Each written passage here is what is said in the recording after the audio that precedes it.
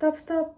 Duduk sebentar, luangin waktu kalian buat dengerin motivasi dari aku supaya jangan habiskan tenaga hanya untuk menyusahkan diri kalian sendiri. Kalian sadar nggak sih, kalau di luar sana masih banyak orang yang sering membandingkan dirinya sendiri dengan orang lain?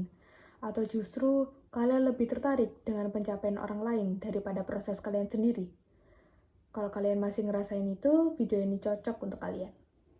Kira-kira contoh apa aja sih yang sering kita bandingin dengan orang lain? Yuk kita cari tahu.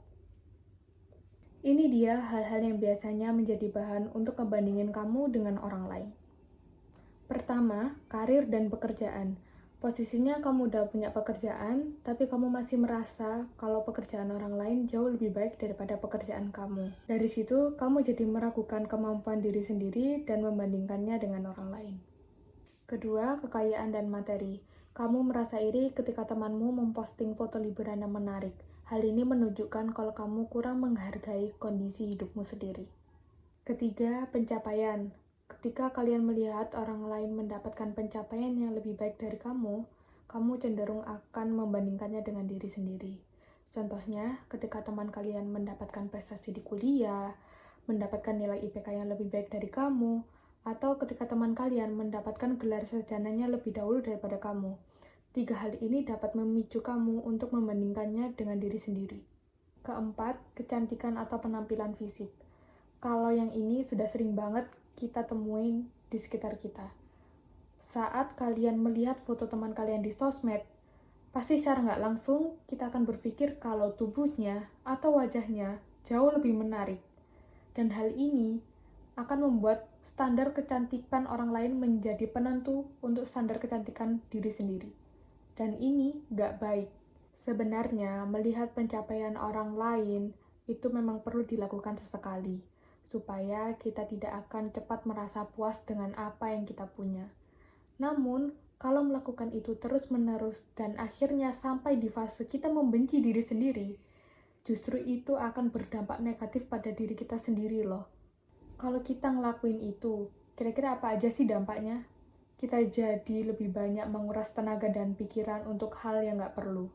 Terus kita juga bisa merasakan depresi, cemas, selalu merasa kurang, jadi nggak bisa ngejalanin hidup dengan tenang, dan yang lebih parahnya lagi, kita nggak bisa percaya diri dengan kemampuan kita sendiri. Padahal, hidup yang kita jalani ini bukan tempat sebagai ajang perlombaan dengan orang lain, melainkan dengan diri sendiri. Semakin kita berpikir untuk bisa lebih dan lebih dengan melihat pencapaian orang lain, itu nggak akan ada habisnya.